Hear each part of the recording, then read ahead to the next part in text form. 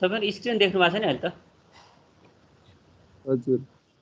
ल बिचमा बोल्दै गर्नुस् है, नत्र बोल्दैन अगाडि सेम।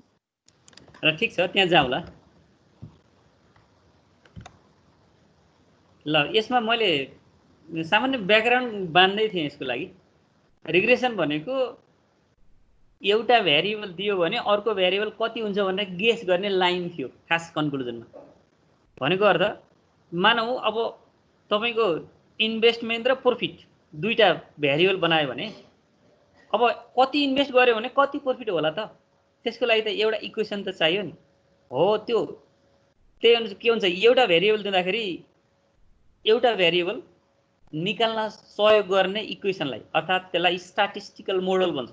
त्यो सबैभन्दा भ्यालिड मोडल भनेको के हो त भन्दाखेरि लिस्ट स्क्वायर मेथडको मोडललाई भ्यालिड मोडल मानिन्छ। अहिलेसम्म रिसर्चमा प्रयोग हुने सबभन्दा धेरै प्रयोग हुने, त्यही भएर हामीलाई कोर्समा पनि त्यही लिस्ट स्क्वायर मेथड नै राखेको छ।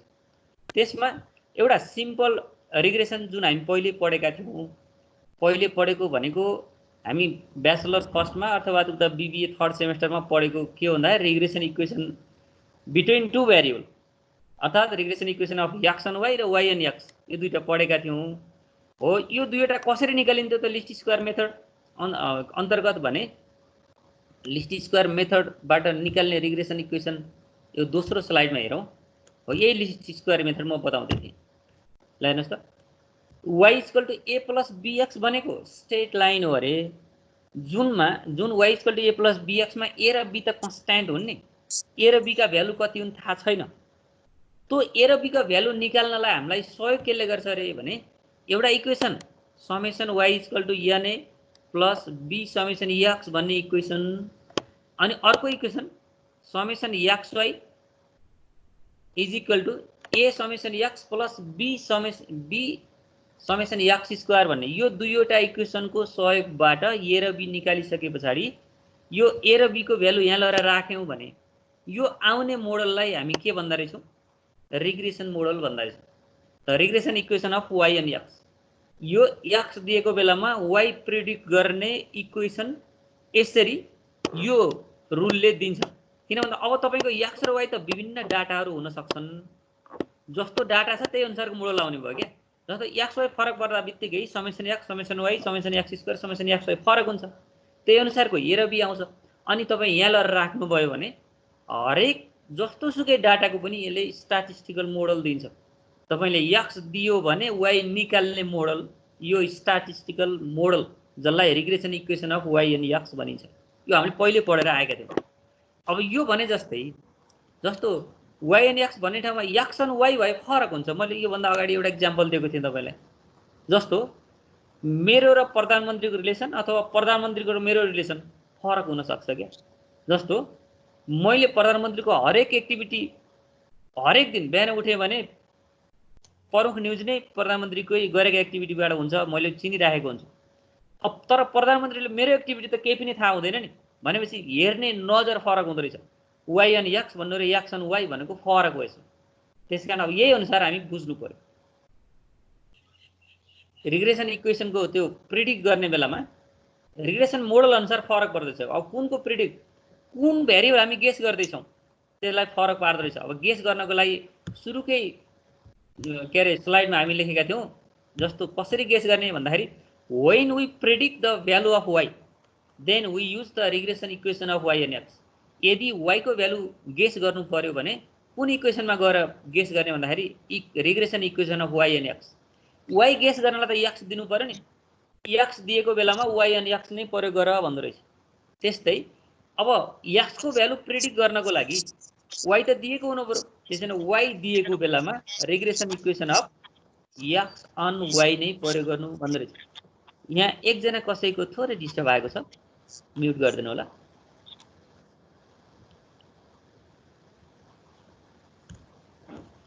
अनि त्यस्तै गरी regression equation of x on y भनेको ठ्याक्कै माथिकै मेथड छ, x equal to a dash plus b dash y where a dash and b dash can be obtained by solving the following relation following equation. त्यो equation के भन्दा summation x equal to n a dash plus b dash summation y, अनि summation x y भनेको a dash summation y plus b dash summation y square, जहाँ n भनेको number of items in data x और data y, किनभने x र y मा बराबर item नभएसम्म हामीले त्यो कोरिलेसन डिफाइन हुँदैन। कोरिलेसन डिफाइन नभएसम्म त्यो रिलेसनको प्रिडिक्ट गर्ने रिग्रेसन मोडल पनि तयार हुँदैन, किनभने यो n भनेको डाटा x मा भएको नम्बर अफ आइटम अथवा डेटा y मा भएको नम्बर अफ आइटम एउटै हुन्छ, त्यो n हो। अनि a र a ड्यास र b ड्यास यानी कन्स्ट्यान्ट भयो, x र y गिभन डाटा भयो। यहाँबाट के आउँछ, यो दुईवटा इक्वेसन सल्भ गरेर तपाईँ a ड्यास र b ड्यास निकाल्नुहुन्छ। अनि माथि लगेर राख्नुभयो भने यो भनेको स्ट्याटिस्टिकल मोडल हुन्छ। यसैले हामी regression equation of x on y भनिन्छ। यसरी ब्याचलरमै गरेको कुनै एउटा इक्जाम्पल हेर्नुहोस् न यहाँनिर। त्यसमा के भनेको छ भने जस्तो यहाँ जनरल इक्वेसन नर्मल इक्वेसन भनेर राखिदियो। यो रिग्रेसन इक्वेसन अफ y अनि x हुँदाखेरि यसको इक्वेसन निकाल्ने a र b निकाल्ने दुईटा फर्मुला तल छन्। त्यस्तै गरी रिग्रेसन इक्वेसन अफ y अनि x हुँदाखेरि यस्ता दुईटा इक्वेसनबाट a र b निकाल्नु पर्दो रहेछ। अनि x अनि y हुँदाखेरि यस्तो इक्वेसनबाट निकाल्नु पर्ने छ भनेको यतिहरुको कन्क्लुजन हो। यो यसलाई कसरी प्रयोग गर्ने, त्यो प्रयोग गर्ने आधार भनेको तपाई ब्याचलर फर्स्टको याद गर्नु होला भनेर मात्र एउटा इक्जाम्पल नम्बर 11 तपाईको बुकबाटै लिएको। Find to regression equation from the following data भने x भनेको 1 2 3 4 5, y भनेको 1 3 5 7 9 सिम्पल डाटा लियो। अब दुईटा इक्वेसन निकाल्नु भनेको छ यहाँ y अनि x पनि x अनि y पनि। अब दुईटा इक्वेसन के हुन् त, यो रिग्रेसन इक्वेसन अफ y अनि x भनेको यस्तो थियो y = a + bx, जसमा a र b यो दुईटा इक्वेसन सल्भ गरेर निकालिन्छ। अनि फेरि रिग्रेसन इक्वेसन अफ x अनि y भनेको यस्तो फर्ममा थियो जुन a ड्यास र b ड्यास हामी यस्तै इक्वेसन दुईटा इक्वेसन सल्भ गरेर निकाल्छौँ। त्यसको लागि के चाहिन्छ भन्दाखेरि एउटा summation y summation x summation xy summation x² अनि समेसन y², यति भएको एउटा टेबल चाहियो। हामी अब अर्कोमा यो टेबल हेर्न सक्छौँ। ल हेर्नुस्, x y x² y² xy भएको टेबलबाट हामी के गर्न सक्यौँ, यहाँ भएको सुरुमा भएका यो दुईटा equation summation y summation x summation xy summation x summation x² यी सबै भ्यालु राख्यौँ भने एउटा पनि a र b मा इक्वेसन आउँछ, अर्को पनि a र b मा इक्वेसन आउँछ। इक्वेसन आयो, दुईटा इक्वेसन आउँछ, त्यसलाई सल्भ गर्ने। जस्तै यहाँ इक्वेसन नम्बर 5 र इक्वेसन नम्बर 6 भनेका थिए नि दुईटा इक्वेसन। अब यसलाई क्लास 9 मा x + y = 4 x - y = 2 भने जस्ता इक्वेसन त भयो नि। हो यसलाई जुनसुकै मेथडबाट तपाई सल्भ गर्न सक्नुहुन्छ। यसलाई अहिले यहाँ इलिमिनेट गरेर एउटा भ्यालु a लाई हटायो, b लाई निकाल्यो, b लाई भ्यालु ल राखेपछि a को भ्यालु निकाल्यो, a र b आएपछि ल र माथिको इक्वेसनमा राख्यो, त्यो इक्वेसन नै के हो, यो रिग्रेसन इक्वेसन हो। अब अन्तिममा यो लेख्ने बेला माथि y = a + bx लेखिएको छ हैन। यो रिग्रेसन इक्वेसन भनेको त सुरुमा y = a + bx यस्तो लेखिएको छ। जब a र b का भ्यालु राखिन्छ भने नि अब प्रिडिक्ट गर्न सकिने भइन्छ भनेपछि यो प्रिडिक्सन गरेको इक्वेसनलाई अन्तिममा यसरी लेख्ने चलन छ, y cap = यो a को भ्यालु प्लस b को भ्यालु इन्टु x, यस्तो फर्ममा हुन्थ्यो। यो अन्तिममा यहाँ यसले पनि त्यही y cap = a + b, एउटा -1 आएको छ, अर्को 2 आएको छ। यो के हो त, दिएको डाटाको लागि x दिएको बेलामा y लाई प्रिडिक्ट गर्नको लागि चाहिने इक्वेसन यो हो भन्छ। x दिएको बेलामा y लाई प्रिडिक्ट गर्नु पर्यो, एस्टिमेट गर्नु पर्यो, गेस गर्नु पर्यो भने यो इक्वेसन प्रयोग हुन्छ भने यो एउटा रिग्रेसन मोडल तयार भयो। त्यस्तै गरी अर्को दोस्रो इक्वेसन पनि छ। अर्को इक्वेसनको लागि यस्तै गरी दोस्रो स्लाइड, अर्को स्लाइडमा हेरौँ। अर्को इक्वेसनमा के हुन्छ त भन्दाखेरि अब यहाँ जसरी 5 र 6 लाई सल्भ गरेर एउटा इक्वेसन निकाल्दा जस्तै त्यहाँ पनि त 7 र 8 भन्ने दुईटा इक्वेसन छ। फेरि 7 र 8 लाई सल्भ गरेर अर्को इक्वेसन आउँछ, x = 1/2 + 1/2 y भन्ने आयो, a ड्यास पनि 1/2 b ड्यास पनि 1/2 आउँदैछ सल्भ गरेपछि। यो रिग्रेसन इक्वेसन अफ के हुनुपर्छ, x अन y हुनुपर्छ। यो अहिलेसम्मको पार्ट सबै रिभिजन पार्ट थियो। यो भन्दा पछाडी बल्ल हाम्रो खोज अब सुरु हुन्छ। यो हामीले पहिला पढेका थियौं भन्ने कुरा याद भयो है। अब मल्टिपल रिग्रेसन इक्वेसन भन्यो। अब मल्टिपल रिग्रेसन इक्वेसन भनेको तपाईको बुकबाटै मैले थोरै कट गरेर जस्तो त्यहाँ लेखेको छ म त्यस्तै यहाँ राखेको छु। The multiple regression equation describe the average relationship between the one dependent variable and two or more independent variable and this relationship is very much useful for estimating or predicting the dependent variable. Thus, a multiple regression equations of x1 on x2 and x3 is an equation of estimating the dependent variable x1 from two independent variable x2 and x3. अब single जम्मा दुईटा मात्र variable हुँदाखेरि y = a + bx थियो। अब तीनटा variable भयो x1 x2 x3 भयो भने अब एउटा मोडल यस्तो हुन्छ ल हेर्नुस् है, x1 को x2 र x3 मा अगाडि y को x मा भनिएको थियो भने जस्तै यहाँ x1 को x2 र x3 मा भएको रिग्रेसन इक्वेसन भनेपछि एउटा भन्दा बढी भेरिएबल इन्डिपेन्डेन्ट भेरिएबल छन् भने त्यति बेला मल्टिपल कोरिलेसन कोएफिसिएन्ट हुन्थ्यो, त्यसकारण यसलाई पनि मल्टिपल रिग्रेसन इक्वेसन भन्यो। अब मल्टिपल रिग्रेसन इक्वेसनको पहिलो x1 = a1 + b1 x2 + b2 x3 भन्ने यो मोडल भयो। अब हाम्रो काम के हुन्छ, a1 b1 b2 जस्तो सिम्पल रिग्रेसन इक्वेसनमा a र b थियो, दुईवटा इक्वेसन भइ पुग्थ्यो। मल्टिपल रिग्रेसन इक्वेसनमा a1 b1 र b2 तीनटा भेरिएबल के रे कन्स्ट्यान्टहरु भए, यो तीनटा कन्स्ट्यान्ट निकाल्न अब तीनटै इक्वेसन चाहिन्छ के। अब तपाईहरुको च्यालेन्जिङ पार्ट भनेको regression equation of x1 on x2 and x3 is defined as x1 = a1 + b1 x2 + b2 x3 where a1 b1 and b2 can be obtained by solving the following equation भनेर अब तपाईहरुले ती इक्वेसनहरु सम्झिनु पर्छ। तपाईहरुको challenge नै यही हो क्या। जस्तो x1 को x2 र x3 मा भएको रिग्रेसन मोडल, रिग्रेसन इक्वेसन के रहेछ, x1 = a1 + b1 x2 + b2 x3। अब यसमा के हुन्छ भने तपाई गेस x1 गेस गर्नु पर्यो भने यहाँ दुईवटा भेरिएबल गिवन हुनुपर्छ, x2 पनि दिनुपर्छ x3 पनि दिनुपर्छ।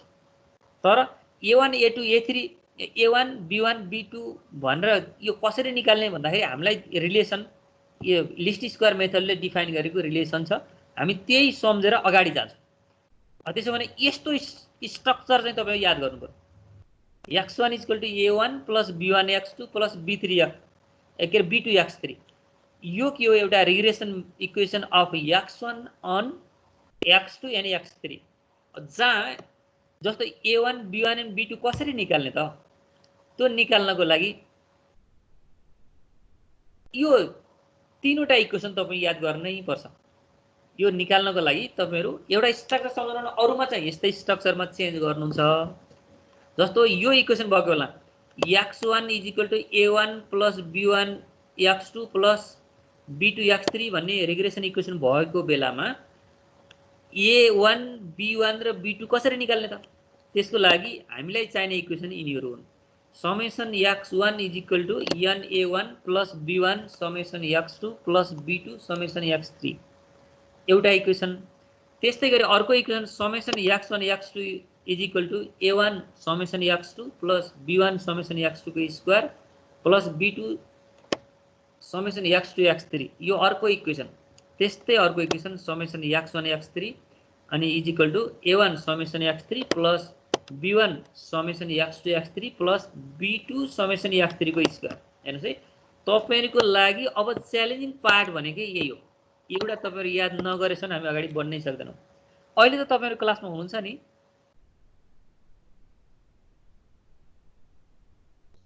छम सर। त्यही त, फेरि अघि जस्तै भयो कि भनेर बेला बेलामा सचेत गर्नु पर्यो हैन र।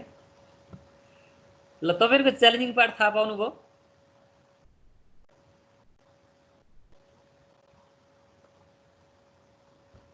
तपाईहरुले यसलाई याद नगरेछ भने अब मल्टिपल रिग्रेसन इक्वेसन अगाडि जानै सकिदैन के। Multiple regression equation of x1 on x2 and x3 भन्दा बित्तिकै तपाई के हुनु पर्यो भन्दाखेरि x1 = a1 + b1 x2 + b3 x3 यो इक्वेसन तपाईहरु पहिलो याद गर्नु पर्यो। एउटा भेरिएबलको अरु दुईटा भेरिएबलमा रिग्रेसन इक्वेसन भनेको जहाँ तीनटा कन्स्ट्यान्टहरु हुन्छन्, यो कन्स्ट्यान्ट निकाल्नको लागि तीनटा इक्वेसन चाहियो के। अब हामीलाई तीनटा डाटा त आफै दिएकै हुन्छ नि। जस्तो पहिलो डाटा x1, दोस्रो डाटा x2, तेस्रो डाटा x3 यसले दियो भने यसबाट त कर्मश तपाई समेसन x1 निकाल्न सक्नुहुन्छ, समेसन x2 निकाल्न सक्नुहुन्छ, समेसन x3 निकाल्न सक्नुहुन्छ, समेसन x2 x3 निकाल्न सक्नुहुन्छ, अनि x3 को स्क्वायर निकाल्न सक्नुहुन्छ, x1 x3 अनि x1 x2 सबै निकाल्न सक्नुहुन्छ।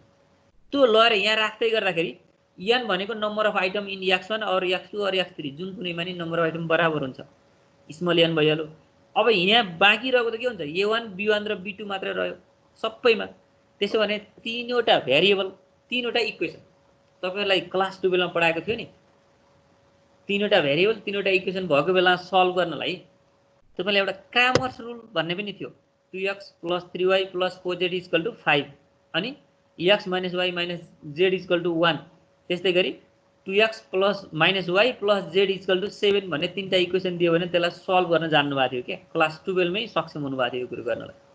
त्यसो भने अब यहाँ पनि के भयो त, तीनटा इक्वेसन तीनटा भेरिएबल भयो भनेपछि अब तपाईको एउटा मेथड के हुन सक्छ, क्रामर्स रुल लगाएर a1 b1 र b2 निकाल्न सक्नुहुन्छ। त्यो निकालिसकेपछि ल र यसमा राख्नुभयो भने यो तपाईले खोजेको रिग्रेसन मोडल आयो।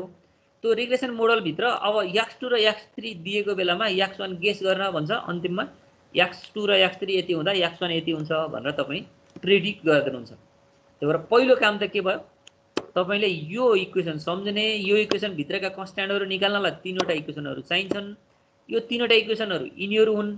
यहाँ लएर यो डाटाबाट आएका भ्यालु राख्दै गर्दाखेरि a1 b1 र b2 मा तीनवटा इक्वेसन हुन्छन्। त्यसलाई सल्भ गर्नु पर्यो। सल्भ गर्ने बेला तपाई इलिमिनेटिङ मेथड गर्न सक्नुहुन्छ, अथवा सब्स्टिट्युसन मेथड पनि गर्न सक्नुहुन्छ, अथवा क्रामर्स रुल गर्न पनि सक्नुहुन्छ। जुन इच्छा लाग्छ त्यही अनुसार अगाडि बढ्न सक्नुहुन्छ। अब तपाईहरुको लागि यति पहिला नसम्झेसम्म अगाडि बढ्नै सकिदैन। जसमा अब यहाँ थोरै यसले एक्सप्लेन पनि गरेको छ। त्यो एक्सप्लेन गर्दाखेरि a1 भन्नेले के बुझाउँछ अरे यसमा भने यो इक्वेसन भित्र के, जस्तो हामीले अगाडि त y डिटेल हेरेनौ कि, हामी ब्याचलर फर्स्टमा चाहिँ धेरै पढेका थियौं, त्यसलाई हामी रिभाइज मात्रै गरौँ। जस्तो y = a + bx भन्ने यदि रिग्रेसन इक्वेसन छ भने यति बेला के हुन्थ्यो भन्दाखेरि b ले स्लोपलाई जनाउँथ्यो, a ले चाहिँ y इन्टरसेप्टलाई जनाउँथ्यो। त्यो पुरै हामीले ब्याचलर फर्स्टमा पढिसकेका हुनाले यहाँ एक्सप्लेन गरेनौं। अब अहिले हामीलाई जस्तो यहाँ तीनटा भेरिएबल यी कन्स्ट्यान्टले केलाई जनाउँछन् भन्दाखेरि a1 ले केलाई जनाउँदो रहेछ, x इन्टरसेप्टलाई जनाउँदो रहेछ, x इन्टरसेप्टलाई है।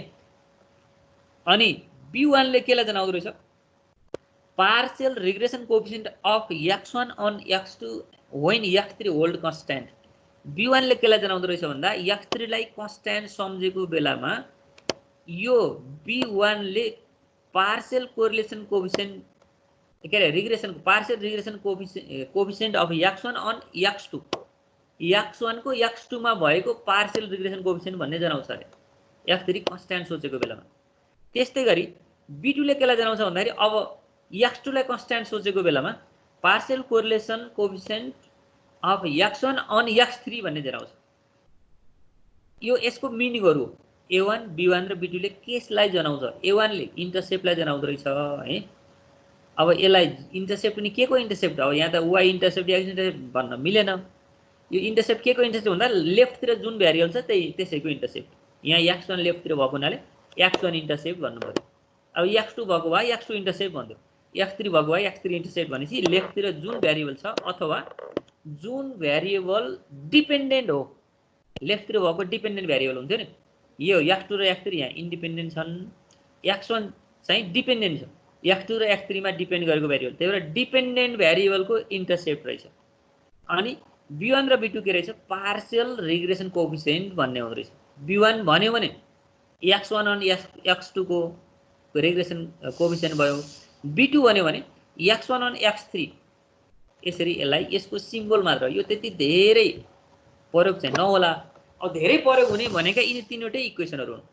यो तीनवटा इक्वेसन जसै तपाई याद गर्नै पर्छ है, यो याद नगरेसन अगाडि बढ्दैन।